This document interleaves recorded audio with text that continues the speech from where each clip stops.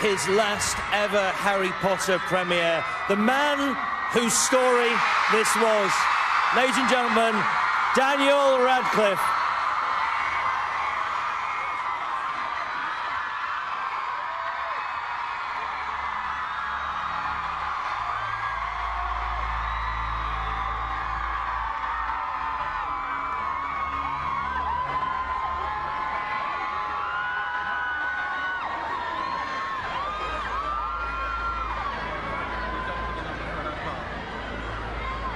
Everyone belongs to the listen until it's over.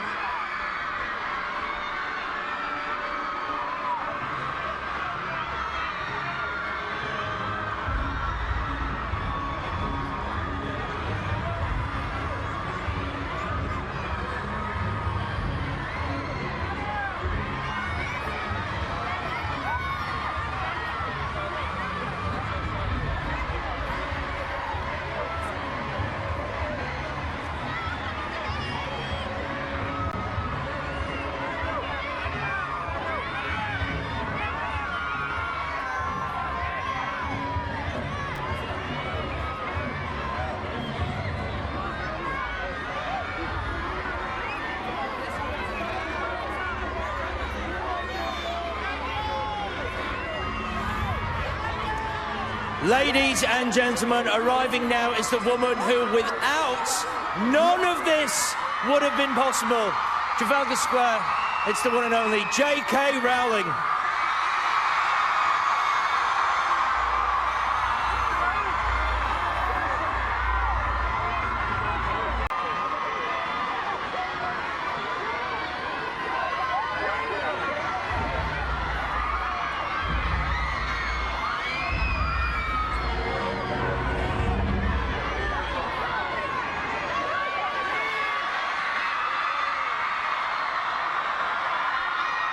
This is the moment every Harry Potter fan that's been waiting for days has been waiting to see. J.K. Rowling and Daniel Radcliffe, Harry Potter and Harry Potter's creator. Very interesting that Daniel Radcliffe got through 160 pairs of glasses during the shooting of all the Harry Potter films. Not needed tonight. He also, interestingly, wore out between 60 and 70 wands during the making of Harry Potter as well.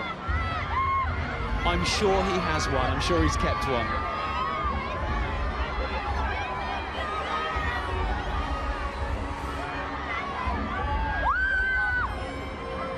The screaming, the noise from the fans is phenomenal. It's something else. J.K. Rowling,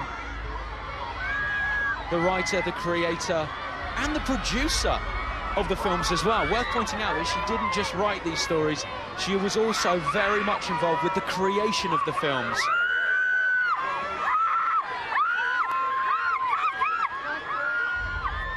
The screaming is amazing. In fact, if anyone knows that screaming is coming from, because someone just checked that girl is okay. Daniel Radcliffe has flown in just for this. He's in New York at the moment on Broadway. He's here for around 32 hours, I believe, and then he's going back.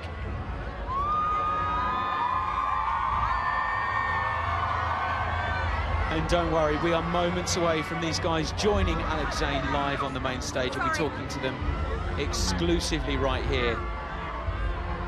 And you can see it live on your TVs. We're broadcasting around the world online and in 18 cinemas across the country and cinemas all over the world and online all over the world.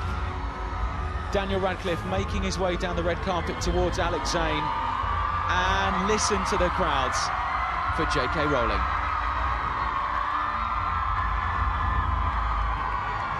Let's go live to Alex Zane on the main stage with Mr. Daniel Radcliffe. Ladies and gentlemen, Harry Potter himself, for the final time attending a premiere here in London, Daniel Radcliffe. How are you? I'm very well. How are you, Alex? I'm really well, thank you for asking. Thank you. Now, I saw your face as you just came over that step there and saw all this. What do you make of it? It's the moment when you just have to sort of let yourself sit back and go, this is pretty damn cool. This is like, you know, you don't get this often. This will not happen to me again. A premiere in Trafalgar Square, this is a one-off. You know, the whole series, not just the film, not just the end products of the films, but the way they were made, the atmosphere in which they were made is kind of unrepeatable. So it seems like a fitting event. Yeah, it's pretty amazing. When you see this, does it make you happy or sad that this won't be ever happening again? I don't think it's either of those things. I mean, it's incredibly happy, and I just think you have to sort of. Oh, very good. I've just seen a sign that says "Wand out, Potter." Very good. But no, I mean, you know, it's you just have to let yourself kind of revel in it and just enjoy it while it lasts, because it won't happen again, and it is the last one. And yeah, so there is a bit of sadness, but generally speaking, it's a day to be elated. Did you get to keep the glasses? Yes, I have 2 pairs. I have 1 pair. They're so happy for me. I had 1 pair from the very first film, and then 1 from the last. So I've got my fair share of swag.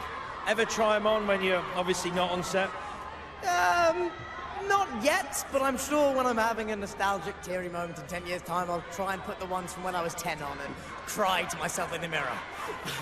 Now, I was talking to David Yates earlier, and he says his favourite scene is, it's crazy, isn't it? His favourite scene is where you're walking through the forest in the final film. Is that yours, or do you have another favourite? You know, it's one of my favourites, partly because it was so... I built that scene up in my head so much, and I was so frustrated and trying to get it right that I was quite worried about that scene, because there's a huge amount of onus placed on it in the book. But in terms of how it's turned out, it is one of the ones that I'm proudest of. I mean, it's like, I very rarely look at anything I do on screen and go, that's good. But in that scene, I was like, yes, at last you've done something half decent. Now, some of the cast here, it's just crazy, isn't it? It is quite crazy. It's kind of amazing. I mean, it really, really is. I mean, this is it's not raining, it's beautiful, everyone's screaming and happy, and it's kind of, yeah, I mean, it's wild. I will never get this again. You know, it's to be appreciated. Now, some of the cast, they haven't seen the film, but I know you have. How would you rate this film in terms of the series? Where does it sit for you? It's just, I cannot emphasize enough how far ahead this film is of any of the others. It is amazing. I mean, I am so proud of this film, and the way we have gone out in this film is just, we could not have made a better version of this film. It's staggeringly good, and I'm a harsh critic of these films, but I just think I think people are going to go crazy for it. Yeah. Now, we're so used to seeing yourself and Rupert and Emma as your characters, Harry, Ron and Hermione, the holy trinity of the Potter movies. Are you going to miss working alongside them?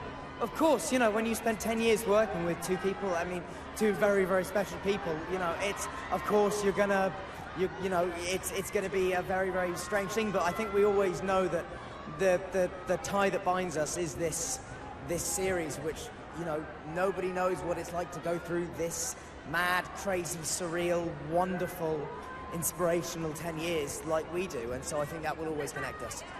And in terms of the big connection between you and Voldemort in this movie, I mean, there are some powerful scenes. I think you're fantastic in this film, but there are some really powerful scenes that you have to deliver. How did you prepare yourself for that? A lot of Radiohead, and a lot of kind of Hope of the States, and some angry. There are certain songs, like there's one song, Enemies Friends, and Mayvez Isu Frez, I don't know how you say that, but I Hope the States, that I've always gone back to over the years, and they are kind of, yeah, I mean, I keep going back to them to find Harry, and it's, yeah, music always really helps me get into the kind of the right frame of mind, but also when you're acting opposite Ralph Fiennes, there's not a huge amount of acting required, because he kind of he's pretty terrifying. Yeah. And your fondest memory, I mean, because we're here and it's 10 years you've been doing this. Is there one moment that stands out? Was it the first, the last? A lot of people have been saying how emotional the final scenes they shot were. I mean, they were, the final scenes were incredibly emotional and very, very sad. But I think if there's one memory where you just have to go, this is so bizarre and awesome and cool, it's Gary Oldman teaching me the bass line to come together when I was like 14 on the third film. Like, you have to go a long way to beat those moments. You got J.K. Rowling here. I think I might have been trumped. I think you should stick around with us. J.K. Rowling, hello. How are you? Lovely to see you. How are you? Very well. If we turn around and face the camera so that everyone out in the square can see us. Fantastic. Oh my God. That's not something I need to see. Go on. First of all, how do you feel when you see this? I mean, the final premiere for your final film of your final book. How can it be anything other than very, very emotional? This is incredible. And I heard someone just go, thank you very much. How does it feel to have so much love from a crowd who've been here for 3 days camping out for this moment? Well, I love them. I love each and every one of them, you know. They've given me so much. So it's really my thank you to them. It's quite emotional, I have to say, having done so many of the premieres myself, seeing the two of you here together. Are you going to miss working in such close proximity?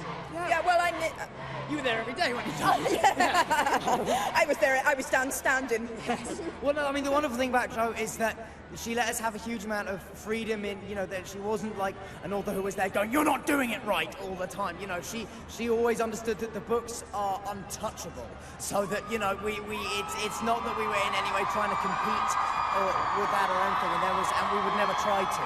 But yeah, I will certainly miss being able to, like, you know, I mean, it's, you know, having conversations on the 5th film about Nabokov and... Yes, absolutely. No, it's too sad. We'll have to have reunion meetings and things. Absolutely. It's, yeah. But I trusted them. The big thing is, you know, I knew they were getting it right. I trusted them. They've been amazing. And you're actually a producer on this final film, which was the first for you. How did you find that? What made you decide to do that in the first place?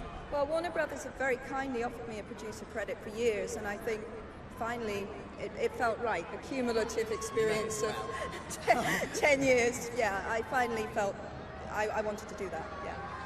It seems like the most appropriate time to ask. When you first, on that delayed train, came up with the character of Harry Potter. Yes, I knew I would one day be standing in Trafalgar. At last I can come clean.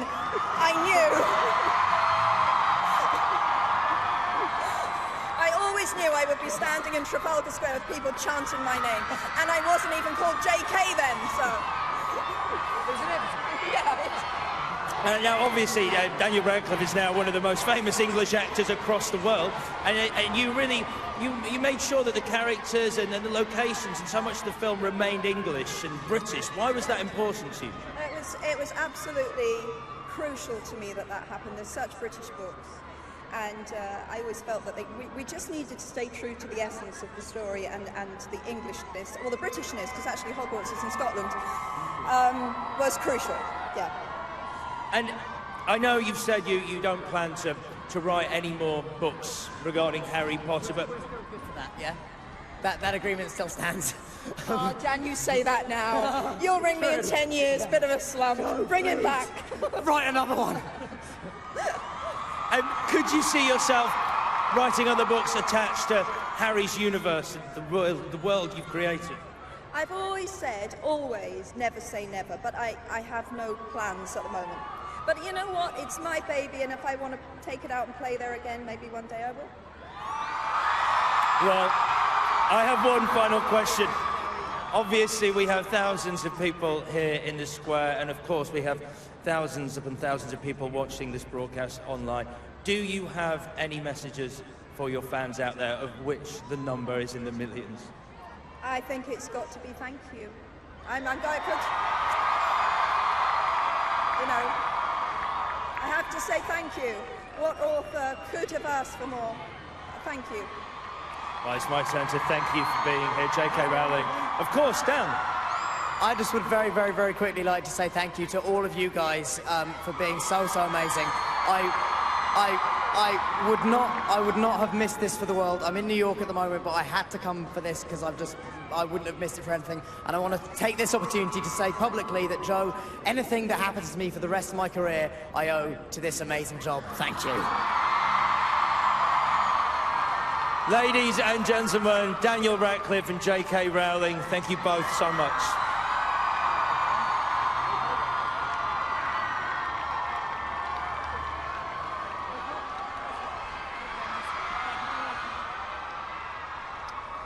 Ladies and gentlemen, let's head now back to Craig, who's our eyes in the sky.